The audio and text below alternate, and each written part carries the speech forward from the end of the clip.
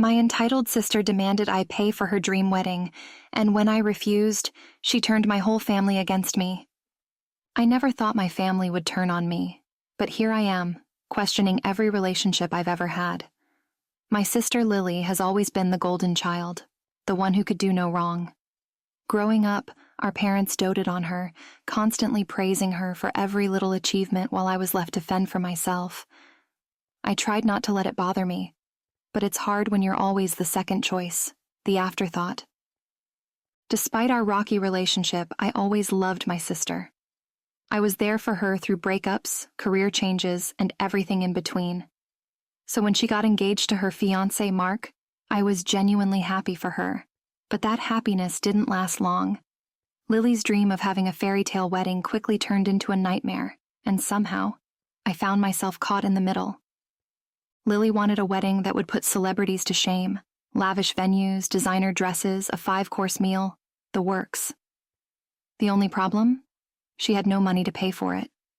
Our parents had helped her out as much as they could, but they were already stretched thin from paying off their own debts.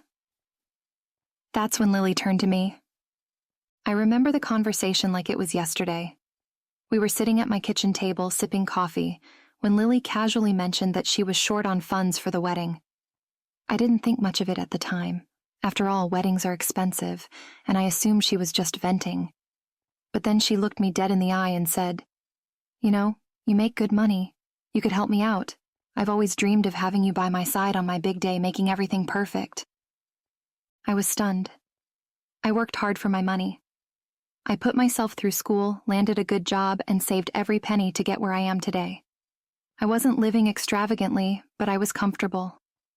The idea of shelling out thousands of dollars for Lily's over-the-top wedding didn't sit right with me, especially since she'd never bothered to ask if I even wanted to contribute. She just expected it. "I'm sorry, Lily, but I can't afford that," I said, trying to be gentle. "Weddings are expensive, and I have my own bills to pay." Lily's face twisted in disbelief. "What do you mean you can't afford it? You've got a great job and you live in that nice apartment. You don't even have kids. You could totally help me out if you wanted to." It was like she couldn't comprehend that my money was mine, not hers to spend as she pleased. I tried to explain that just because I had a decent salary didn't mean I was rolling in cash. I had student loans, rent, and my own future to think about. But Lily didn't want to hear it. She kept pushing, insisting that I was being selfish and that it was my duty as her sister to make her wedding dreams come true. The argument escalated quickly. Lily accused me of being jealous, of trying to sabotage her happiness. She threw every guilt trip in the book at me, reminding me of all the times she supported me growing up, never mind that her idea of support was mostly taking credit for my accomplishments or showing up when it was convenient for her. "You're unbelievable," she snapped. "I'm asking for one thing, just one thing, and you can't even do that for me? Fine, I'll remember this." She stormed out of my apartment, slamming the door so hard the walls shook. I sat there in stunned silence, wondering how everything had gone so wrong. I knew Lily could be demanding, but I never expected her to react like that. A few days later, I started getting calls and messages from family members. My parents, aunts, uncles, even distant cousins. Everyone was furious with me. Lily had apparently told them that I refused to help with her wedding out of spite, and now they were all on her side. My mom called me up, practically in tears, begging me to reconsider. "She's your sister," she kept saying. "Family helps each other. You're breaking her heart." I tried to defend myself, but it was no use. They didn't want to hear my side of the story. In their eyes, I was the villain, the ungrateful sister who wouldn't even lift a finger to help. I couldn't believe it. Lily was the one asking for thousands of dollars, and somehow I was the bad guy for saying no. I stopped answering the phone. The messages were relentless, and each one stung more than the last. It wasn't just the pressure to give in. It was the realization that my family didn't care about my perspective at all. They were so wrapped up in Lily's narrative that they didn't bother to ask me what had really happened. Meanwhile, Lily kept pushing forward with her plans, acting like the victim at every turn. She posted on social media about how family should always support each other, and how some people just don't understand the importance of love and celebration.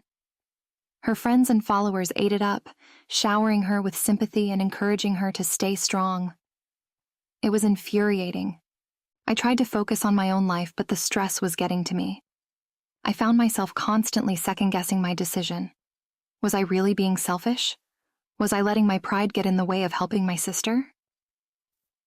I knew deep down that I was right to set boundaries, but the guilt was eating away at me. The days turned into weeks, and the tension with my family only got worse. I tried to avoid any gatherings or events where I might run into Lily or anyone else who had sided with her. My mom kept calling, insisting that I at least talk it out with Lily, but I knew it wouldn't make a difference. Lily wasn't interested in a discussion. She wanted me to cave, to give her what she wanted without question. One evening I got a text from my dad. He rarely got involved in family drama, usually staying out of the line of fire, but this time he couldn't keep quiet. "Can you just pay for some of it?" he wrote. "It's not worth losing your sister over money." That message hit me hard. My dad wasn't a confrontational man, and for him to reach out like this meant he was feeling the strain too. But what really got to me was his casual dismissal of my boundaries. To him, it wasn't about the principle, it was just money. But to me, it was about respect. I didn't owe Lily anything, and I certainly didn't owe her a dream wedding. Still, my dad's words lingered in my mind, stirring up more doubt. I decided to take a break from social media. Every time I logged on, I was bombarded with passive-aggressive posts from Lily and her friends, talking about fake family and how some people don't know the meaning of love. It was exhausting. I felt like I was constantly under attack, and no matter what I did, I couldn't escape it. One afternoon, I got an unexpected visit from my Aunt Karen. She's always been one of the more level-headed members of our family, and she's never been afraid to speak her mind. She knocked on my door, and when I opened it, she immediately pulled me into a hug. "I've been hearing a lot of nonsense," she said, giving me a sympathetic look. "I wanted to check in on you." We sat down in my living room, and I poured my heart out. I told her everything, how Lily had demanded money, how my parents and the rest of the family had turned on me, and how I felt completely isolated. Aunt Karen listened patiently, nodding along and letting me vent without interruption. When I finally finished, she sighed. "Your sister has always been a bit entitled," she said carefully. "But this is on another level. I don't blame you for standing your ground." Hearing that validation from someone who wasn't directly involved was a huge relief. For the first time in weeks, I didn't feel crazy. I wasn't the villain Lily had painted me out to be. Aunt Karen stayed for a few hours, and we talked about everything: family, boundaries, and the importance of sticking up for yourself even when it's hard. Before she left, Aunt Karen looked me in the eyes and said something that stuck with me. "Don't let them bully you into doing something you don't want to do. You've worked hard for what you have, and you're not obligated to give it away just because someone else demands it." After she left, I felt a renewed sense of resolve. I wasn't going to let Lily or anyone else guilt me into funding a wedding I couldn't afford. I decided then and there that I was done being manipulated. A few days later, Lily called me out of the blue. I hesitated before answering, but I knew I couldn't avoid her forever. As soon as I picked up, she launched into a tirade about how stressed she was and how everything was falling apart. She went on and on about how she was cutting corners and making sacrifices to make her dream wedding happen, and all I could do was listen, feeling my anger simmering beneath the surface. "I just don't get it," she said finally, her voice breaking. "We're sisters. We're supposed to support each other. Why can't you just help me out this once?" I took a deep breath, trying to keep my cool. "Lily, I love you, but you're not entitled to my money. I've worked hard to get where I am, and I'm not going to empty my savings for your wedding. That's not fair to me." Lily was silent for a moment, and I could practically feel her rage through the phone. "Fine," she said coldly. "I see how it is. You're just a selfish, ungrateful brat. Don't expect me to be there for you when you need something." She hung up before I could respond, and I stared at the phone, feeling a mix of relief and sadness. I knew I had done the right thing, but it didn't make it any easier. It was like I had lost my sister all over again, and this time, it felt permanent. As the wedding day approached, I continued to distance myself from the family drama. I didn't attend any pre-wedding events, and I didn't respond to the countless guilt trips that came my way. I focused on my own life, my own goals, and tried to remind myself that I wasn't responsible for Lily's happiness. On the day of the wedding, I received one last message from Lily. It was a picture of her in her wedding dress, surrounded by friends and family. She looked beautiful, radiant even, but the caption said it all. Sometimes the people you expect to be there for you are the first to let you down. I stared at the photo, feeling a pang of guilt but also a sense of finality. This was who Lily was, someone who would always put her needs above everyone else's no matter the cost. And for once, I wasn't willing to pay the price. I didn't respond to Lily's message. There was nothing left to say, and I was done letting her manipulate me. I spent that day focusing on myself, doing anything to keep my mind off the wedding I wasn't invited to and the family that had turned their backs on me. I went for a long run, treated myself to lunch, and tried to remind myself that setting boundaries wasn't selfish. It was necessary. A week after the wedding, I got a call from my mom. I almost didn't answer, but curiosity got the better of me. Her voice was strained, and I could tell she was on the verge of tears. "Hi, sweetheart," she began, trying to sound cheerful. "I just wanted to check in. I know things have been difficult." I sighed, bracing myself for yet another guilt trip. "Mom, if this is about Lily—" No, she cut me off quickly. "It's not about that. I miss you. We all do." I didn't know what to say. Part of me wanted to believe that my mom was finally seeing my side, but I couldn't forget how easily she had turned on me when Lily came crying to her. I hesitated, unsure if I was ready to let my guard down.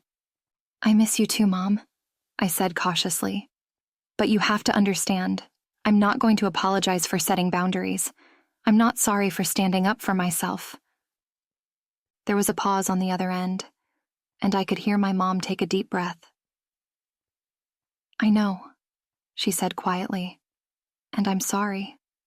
I shouldn't have let things get so out of hand. But Lily, she's always been so sensitive, and I just wanted to keep the peace." I felt a mix of frustration and sadness. My mom's desire to keep the peace had always come at my expense.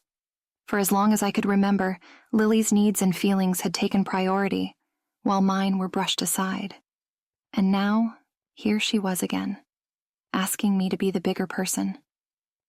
"Mom, I can't keep sacrificing myself to make everyone else happy," I said, my voice firmer than before. "Lily made her choices, and so did I. I'm tired of always being the one who has to bend." My mom sniffled on the other end, and I could tell she was trying to keep it together. "I just want my girls to get along," she said weakly. "I hate seeing the family like this." I didn't have the heart to tell her that this wasn't just a temporary spat. This was a lifetime of built-up resentment, finally reaching its boiling point. I loved my family, but I couldn't keep setting myself on fire to keep them warm. The next few weeks were quiet. I still heard bits and pieces about Lily's newlywed bliss, but I kept my distance, focusing on my own life. It wasn't until one afternoon, when I was out grocery shopping, that I ran into an old family friend who was at the wedding. She spotted me in the produce section, her eyes widening in surprise. "Oh, hey," she greeted me, a bit too enthusiastically. "I didn't expect to see you here. How are you?" I forced a smile, trying to keep things polite. "I'm doing well, thanks. How about you?" We made small talk for a bit, but I could tell she was holding something back. Finally, she blurted it out. "So, I heard about what happened with Lily. I'm sorry things got so tense. But honestly, you didn't miss much. It was a bit of a mess." My heart skipped a beat. A mess? I tried not to let my curiosity show, but I couldn't help myself. "What do you mean?" She glanced around as if making sure no one could overhear us. Well, between you and me, the whole thing was pretty chaotic. They ran out of food halfway through, and apparently some of the vendors didn't get paid, so they were threatening to pack up early. There were arguments, people were upset. It wasn't the dream wedding Lily had been posting about, that's for sure. I didn't know whether to feel vindicated or sad. Part of me had expected this outcome. Lily's reckless spending and refusal to plan within her means had finally caught up to her. But hearing that things had gone so poorly made me feel more pity than satisfaction. I knew how much Lily had wanted her perfect day, and as much as she'd hurt me, I didn't wish that kind of disappointment on anyone. "Well, I hope she's okay," I said quietly, not knowing what else to say. The family friend nodded, giving me a sympathetic smile. "I'm sure she'll bounce back," she said, "but it's clear she needs to learn how to manage things on her own." As I drove home, I thought about Lily and the mess she had created, not just with the wedding, but with our entire family. She had spent so long relying on others to bail her out that she never learned how to stand on her own 2 feet. And now, she was paying the price. I didn't hear from Lily directly for months after that. Occasionally, I'd get updates through my parents or see her carefully curated social media posts showing off her perfect married life.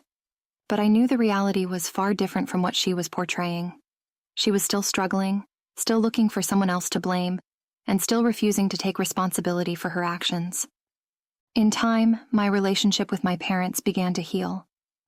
We had difficult conversations, and while it wasn't perfect, they started to understand where I was coming from. They stopped pushing me to reconcile with Lily and began respecting the boundaries I had put in place. It was a slow process, but it was progress. As for Lily, I don't know if we'll ever truly reconcile. The damage she did, both to our relationship and within the family, isn't something that can be easily undone, but I've made peace with it. I've learned that sometimes you have to let go of toxic relationships, even when they're with people you're supposed to love unconditionally. Lily's entitled demands and her refusal to accept my no showed me that I deserved better. Better respect, better boundaries, and better support. And now, I'm choosing to surround myself with people who respect me and my choices, not those who try to tear me down when I refuse to cater to their whims. As time went on, I focused on moving forward with my life. I threw myself into my career, started taking better care of my mental health, and even picked up a few new hobbies that brought me joy. The distance from Lily and the family drama was exactly what I needed to heal, and for the first time in years, I felt at peace. But just when I thought I was free of all the chaos, Lily reached out to me. It was a simple message, just a few words. "Can we talk?" I stared at my phone, unsure of what to do. Part of me wanted to ignore her, to keep the wall I had built up firmly in place. But another part of me, the part that still remembered the good times, the laughter we used to share as kids, wanted to give her one more chance. I agreed to meet her at a cafe in the middle of town. I arrived early, my nerves on edge. When Lily walked in, I was struck by how different she looked. She was still beautiful, still had that radiant smile she always flashed for the world, but there was something else there too. Fatigue, maybe even regret. She looked at me with a mix of nervousness and sadness, and for a moment, I didn't see my demanding sister. I saw someone who was genuinely struggling. "Thanks for meeting me," she said, sliding into the seat across from me. "I know things have been rough between us." I nodded, not sure what to say. Lily took a deep breath, fiddling with her coffee cup. "I've been doing a lot of thinking," she began, "about the wedding, about everything. I was angry at you for not helping, but the truth is you were right.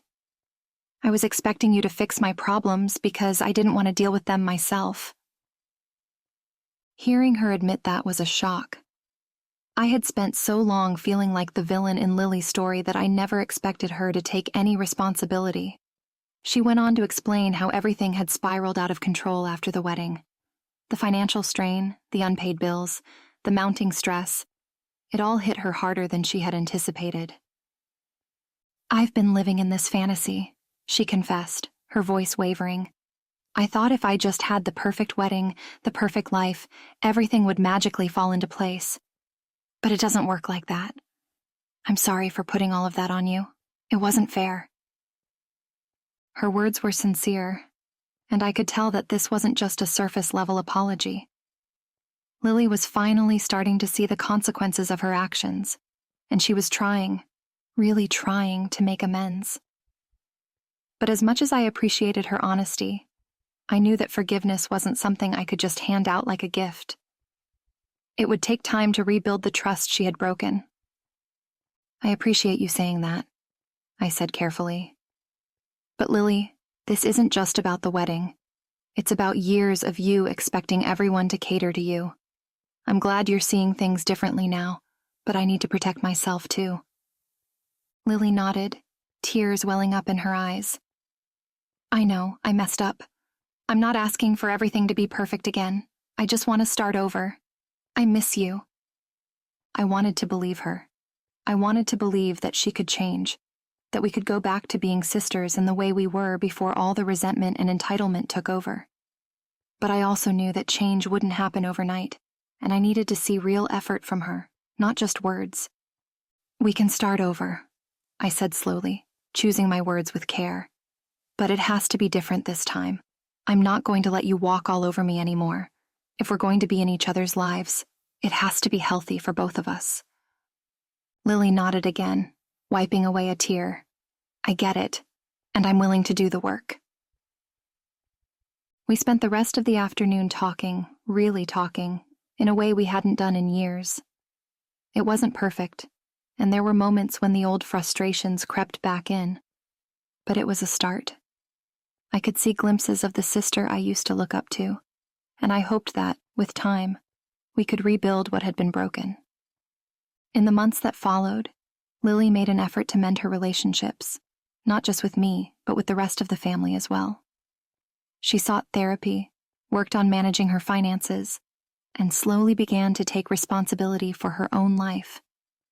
It was a long uphill battle, and there were setbacks along the way, but she was trying, and that, for me, was enough. As for me, I continued to set boundaries and prioritize my own well-being.